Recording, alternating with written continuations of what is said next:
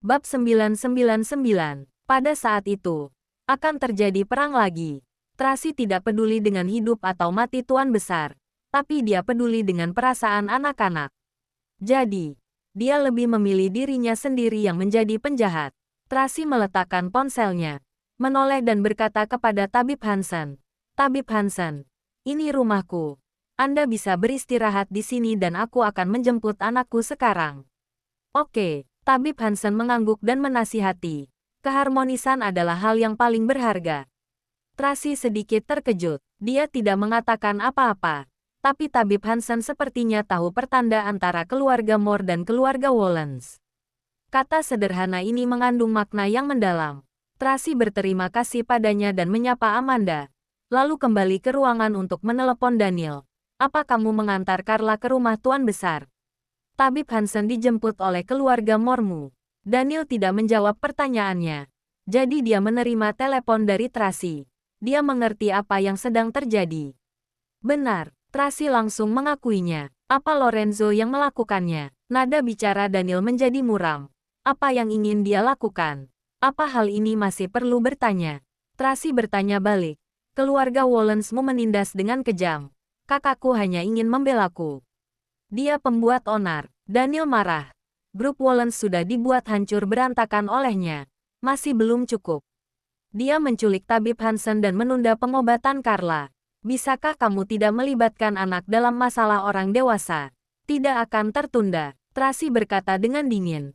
Jemputlah dia sekarang dan bawa kepadaku. Aku akan segera meminta Tabib Hansen untuk memulai pengobatan. Tracy, kamu yang pergi atau aku? Pilihlah sendiri. Tracy mempelajari trik Lorenzo dengan sempurna. Dartil tidak bisa berkata-kata lagi. Tentu saja, dia tahu bahwa Tracy benar-benar bisa membawa belasan pengawal wanita dengan mobil Gepaton dan membawa senjata ke villa Tuan Besar.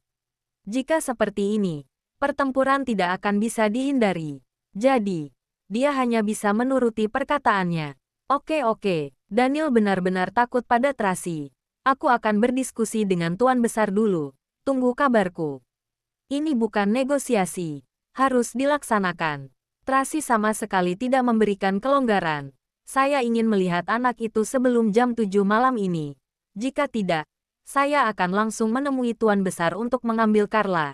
Nanti jangan bilang aku tidak menghormati orang yang lebih tua. Setelah pengungkanannya Tracy langsung menutup telepon. Daniel mendengar nada sibuk di ponsel. Menggertakkan giginya dengan marah. Menoleh untuk melihat foto dia dan Tracy 2 tahun lalu di atas meja dan berkata tanpa daya. 2 tahun lalu, kamu masih lembut dan manis. Benar, pada saat itu Tracy tidak mampu melawan dan hanya bisa berada di bawah belas kasihannya. Sekarang sudah berubah. Sekarang dia yang takut padanya. Tuan Daniel, kami baru saja menemukan. Orang-orang dari keluarga Moore menculik Tabib Hansen. Daniel langsung menjawab. Kalian baru ingin melaporkan hal ini sekarang. Bukankah sudah terlambat? Maaf, Thomas menundukkan kepalanya. Sudahlah. Daniel meletakkan pena. Siapkan mobil dan pergi ke tempat Tuan Besar. Sekarang, Thomas sedikit bingung. Pada saat ini, kantor sedang sangat sibuk. Ada banyak hal yang menunggunya untuk diselesaikan. Kenapa tiba-tiba ingin pergi ke tempat Tuan Besar? Omong kosong. Baik. Dantel berjalan keluar dari kantor dan Winnie buru-buru menyapanya. Presdir Daniel, ada beberapa dokumen yang perlu Anda tanda tangani. Letakkan saja. Besok akan kutanda tangani. Daniel buru-buru berjalan ke lift. Dia tidak peduli. Sekarang hampir jam 5 sore. Jika anak itu tidak berhasil diantar ke villa sisi utara sebelum jam 7, pengawal wanita Tracy pasti akan masuk ke tempat Tuan Besar untuk menjemputnya. Nanti akan merepotkan. Tapi dokumen-dokumen ini mendesak. Presdir Daniel. Presdir Daniel. Bab 1000. Winnie berteriak beberapa kali. Tapi Daniel mengabaikannya dan berjalan cepat masuk ke dalam lift. Winnie berdiri di tempatnya dengan ekspresi kecewa. Mana Presiden Daniel? Pada saat ini, Direktur Tony juga bergegas datang bersama orang-orang dari Biro Investigasi. Baru saja pergi. Winnie buru-buru menjelaskan. Ada masalah mendesak di rumahnya. Jadi buru-buru pulang untuk menanganinya. Besok Presdir Daniel pasti akan datang. Direktur Tony tidak bisa berkata-kata lagi. Dia hanya bisa berbalik dan berkata kepada orang-orang itu, "Aku yang akan menghadiri proses penyelidikan dulu. Setelah urusan Presdir Daniel selesai, dia akan segera datang." Baiklah, Daniel di perjalanan ke Villa Tuan Besar. Alunan kecapi bergema di halaman. Tuan Besar sedang mengajari Carlos dan Charles menulis kaligrafi. Carla tertidur di kursi di sampingnya. Sanjaya mengingatkan dengan pelan dan hendak memerintahkan dokter untuk mengantarnya kembali ke kamar ketika Roxy tiba-tiba berteriak, "Papi!" Carlos mendongak dan huruf kaligrafinya menjadi miring. "Papi, sudah datang." Charles menjatuhkan kuasnya, lalu berlari dan melemparkan dirinya ke pelukan Daniel. "Anak baik." Daniel menggendong Charles dan berjalan mendekat sambil tersenyum. "Papi, lihatlah. Bagaimana kaligrafiku. Bagus kan? Anak-anak telah berlatih denganku selama beberapa tahun dan kemajuannya sangat pesat." Tuan Besar memandang. "Banyak hal yang harus kamu urus. Pada saat seperti ini, kamu datang ke sini. Seharusnya bukan untuk makan malam kan? Ada beberapa hal yang ingin aku bicarakan dengan kakek." Daniel menurunkan Charles dan mengelus kepala kecil Carlos. "Ke ruang kerja saja." Tuan Besar meletakkan kuas dan menyeka tangannya dengan sapu tangan. "Ya." Daniel mengangguk dan berkata kepada anak-anak, "Lanjutlah berlatih. Nanti papi periksa." "Oke." Charles menjawab dengan lantang. "Papi, apa yang terjadi?" Carlos menatap Daniel dan merasa gelisah. "Tidak apa-apa." Daniel mengusap wajah kecilnya dan mendorong kursi roda Tuan Besar ke ruang kerja. Sanjaya memerintahkan orang untuk menjaga anak-anak, lalu masuk bersama-sama. "Sebenarnya ada apa?" Tuan Besar bertanya. "Apa sudah menjemput tabib yang akan mengobati Carla?" "Itulah yang ingin aku bicarakan." Daniel mengubah cara bicaranya. "Kakek juga tahu. Tabib Hansen adalah teman lama ayah Tracy sebelum dia meninggal dan dia hanya merawat keluarga Smith. Jadi, turun dari pesawat khusus, ia langsung menuju ke Villa sisi utara." "Omong kosong apa lagi?" Tuan Besar sangat marah. Seorang dokter seharusnya tidak peduli anak itu dari keluarga mana. Bukankah dia tetap harus mengobatinya dengan baik? Kenapa jadi merepotkan seperti ini?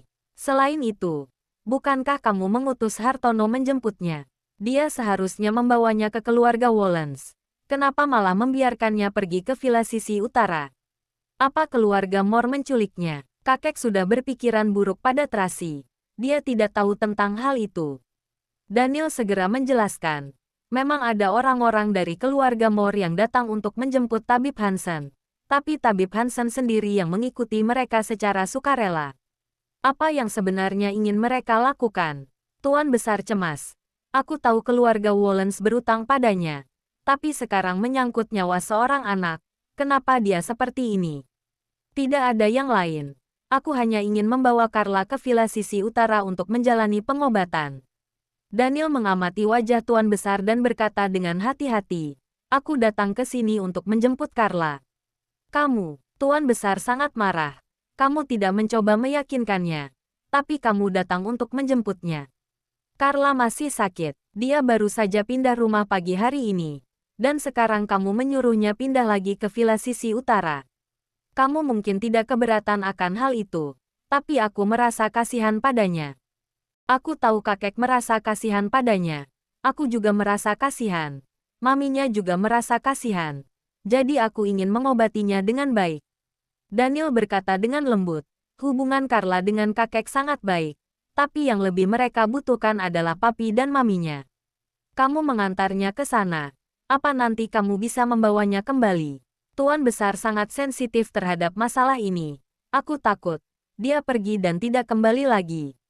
Bab 1001. Tidak akan. Tracy sangat menghargai perasaan anak-anak. Daniel menegaskan, anak-anak tidak rela meninggalkan papinya. Selain itu, kakek sudah membuat surat wasiat. Terlihat sangat tulus. Tracy seharusnya bisa memahaminya. Meskipun dia bisa memahaminya, tapi Lorenzo tidak akan membiarkannya begitu saja. Tuan Besar tampak serius. "Setelah melewati banyak hal, pandanganku terhadap Tracy telah banyak berubah. Aku akui, itu adalah kesalahanku yang memisahkan kalian dan menyakitinya. Aku bersedia bertanggung jawab atas tindakanku. Dia cukup mengutarakan saja. Aku akan melakukan yang terbaik untuk menebus kesalahanku. Tapi, Tidak dengan masalah anak-anak. Mereka adalah benih dan masa depan keluarga Wollens. Mereka tidak boleh direbut oleh siapapun. Semakin banyak Tuan Besar berkata, dia semakin emosi dan tangannya gemetaran. Aku tahu, Daniel membujuk Tuan Besar. Mereka anakku. Aku lebih peduli dari kakek. Bahkan jika aku mencintai Tracy, aku juga tidak akan pernah menyerah jika berhubungan dengan anak. Aku seorang pria. Bagaimana mungkin aku membiarkan anakku direbut oleh orang lain? Kakek tenang saja. Carla di sana untuk berobat. Aku juga akan tinggal di sana. Kita menemukan seperti ini saja. Jika dia bisa melihat papi dan maminya bersama-sama setiap hari, suasana hatinya akan menjadi baik dan penyakitnya akan lebih cepat sembuh. Tuan Daniel juga tinggal di sana. Sanjaya dengan cepat setuju. Jika seperti itu, maka tidak jadi masalah. Apa kamu benar-benar berada di sana? Tuan Besar ragu. Tentu saja. Daniel merentangkan tangannya. Kalau tidak, aku tinggal di mana? Villa sisi selatan masih dibersihkan. Aku tidak punya tempat tinggal. Jangan membohongiku. Tuan Besar tetap tidak percaya. Aku lihat, temperamen Tracy yang sekarang tidak lagi memperlihatkan. Untuk dibujuk, dia saat itu masuk ke dalam keadaan penuh amarah. Apa dia akan membiarkanmu tinggal di rumahnya? Demi anak, Daniel terus membujuk. Kondisi Carla sangat tidak stabil. Kita semua cemas. Selain itu sangat sulit mengundang tabib Hansen datang. Kita sudah mengunjungi desa itu 3 kali. Dan akhirnya bisa mengundangnya ke sini. Berharap dia bisa cepat menyembuhkan Carla. Saat ini, Tracy sudah mengesampingkan prasangkanya.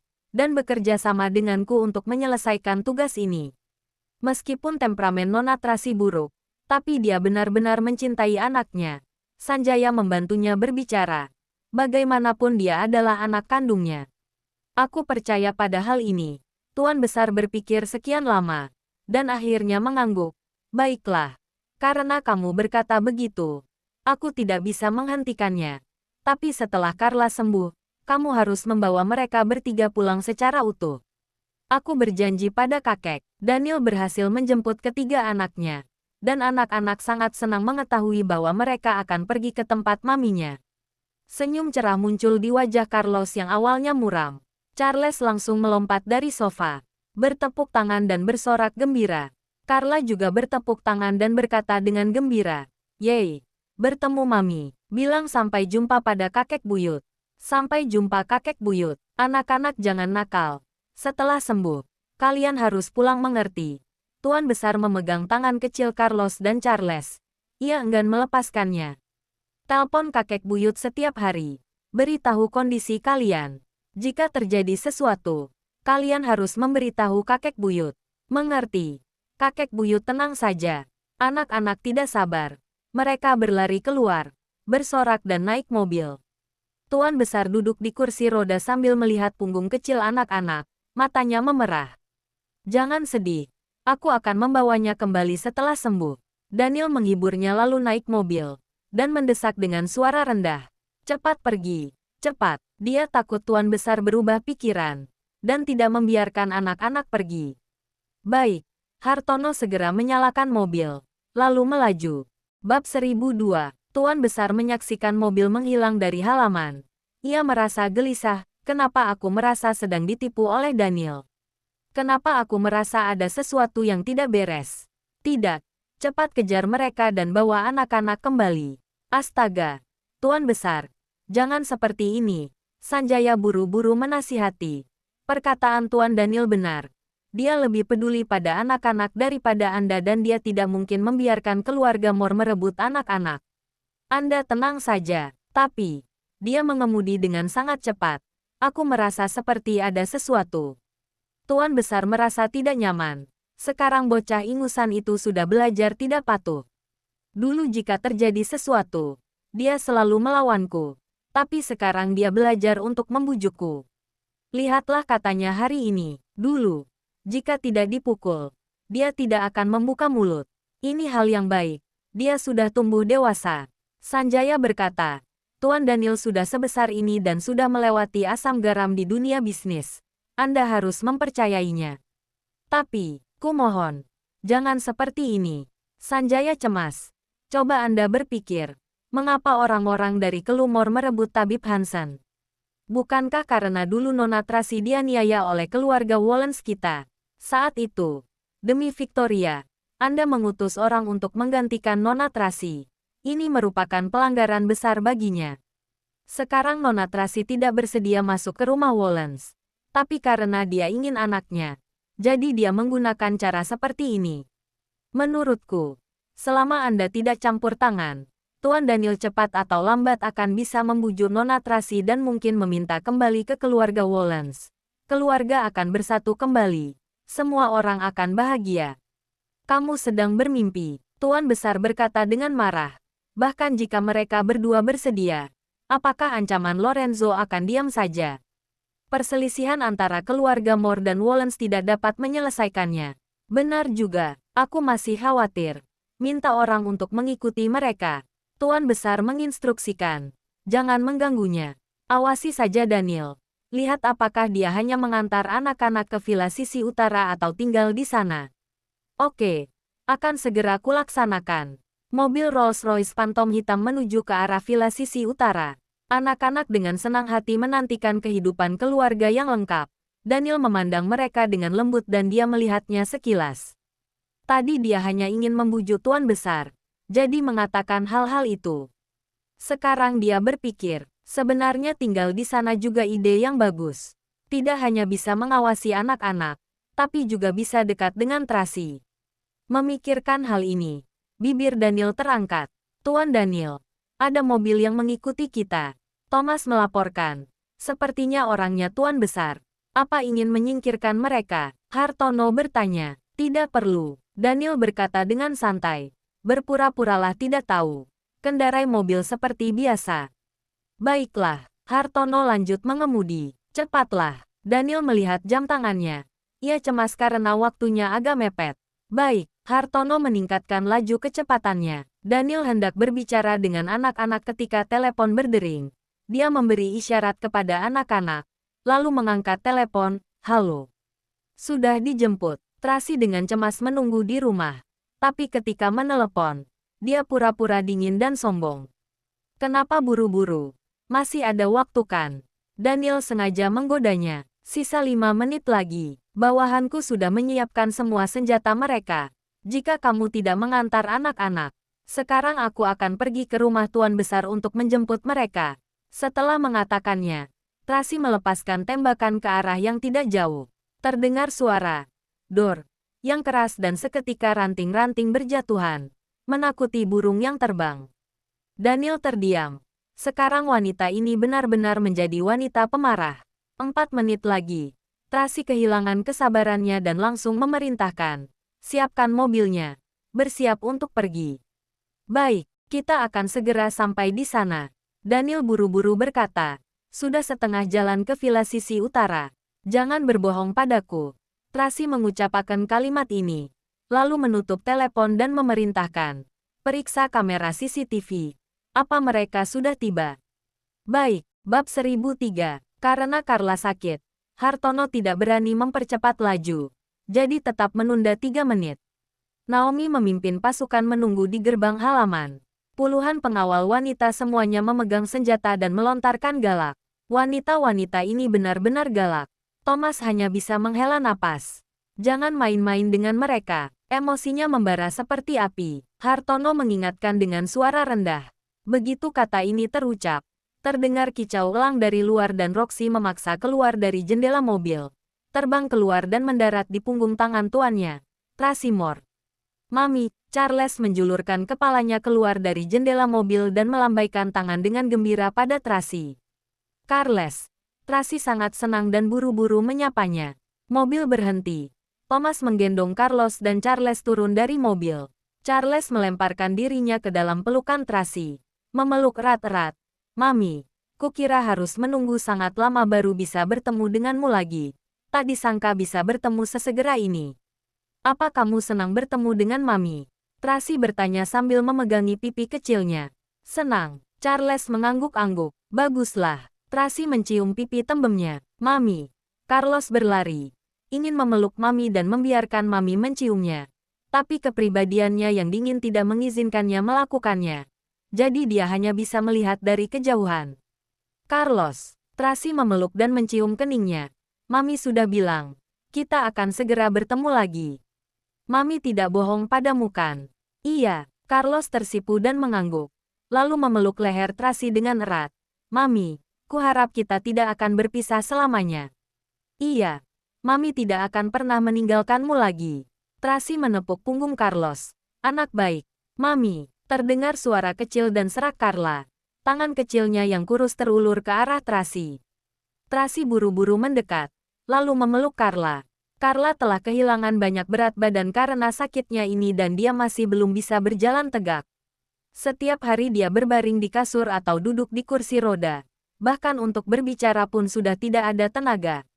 Melihatnya membuat hati sedih. Carla, Mami sudah mengundang tabib Hansen. Dia pasti bisa menyembuhkanmu. Tracy merapikan rambut Carla dengan pelan. Setelah kamu sembuh, Mami akan menemanimu main ke Disney.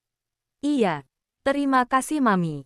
Carla melemparkan dirinya ke pelukan Tracy dengan manja. Anak baik, Mami gendong kamu masuk ke rumah. Tracy menggendong Carla, lalu berjalan masuk ke rumah. Bahkan tanpa melihat Daniel, dia langsung berkata kepada anak-anak. Carlos Charles Carla, Mami ajak kalian bertemu tabib Hansen. Dia adalah teman baik kakek James. Dia adalah dokter yang sangat hebat. Kalian harus sopan padanya. Mengerti? Mengerti. Daniel melihat punggung Tracy dan merasa agak kecewa. Tapi dia tidak bisa melakukan apa-apa. Dulu, dialah yang sulit diajak bicara dan begitu sombong di hadapannya. Tapi sekarang malah sebaliknya. Jadi, ini adalah pencapaian. Tuan Daniel, tidak ada yang peduli dengan kita. Apa kita harus masuk? Thomas bertanya dengan suara rendah. Omong kosong. Daniel memelototinya, lalu berjalan masuk.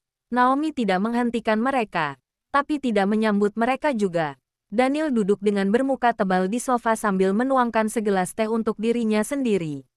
Thomas dan Hartono berdiri di belakangnya, menyentuh hidung mereka dengan kesal, merasa sangat tidak nyaman. Hartono. Pada saat ini, terdengar suara yang familiar. Hartono menoleh ke belakang dan segera menyapanya. Bukankah kamu ada di rumah sakit? Kenapa kembali? Nona Tracy bilang. Tabib Hansen akan mengobatiku. Aku bisa sembuh lebih cepat. Jadi aku kembali, kata Paula sambil tersenyum. Nona Tracy sangat baik padamu. Hartono menghela napas. Tentu saja. Kalau tidak, kenapa aku bisa begitu tulus padanya? Ketika Paula menyebut Tracy, wajahnya penuh kekaguman. Dia melirik Daniel dan bertanya dengan suara rendah. Apa kalian mengantar Tuan dan Nona muda kembali? Kenapa tidak ada yang menyambut kalian? Oh, jangan bahas lagi. Hartono tidak berani berkata-kata lagi. Jangan lupa like, comment, and subscribe ya. Terima kasih. Tunggu terus kelanjutannya.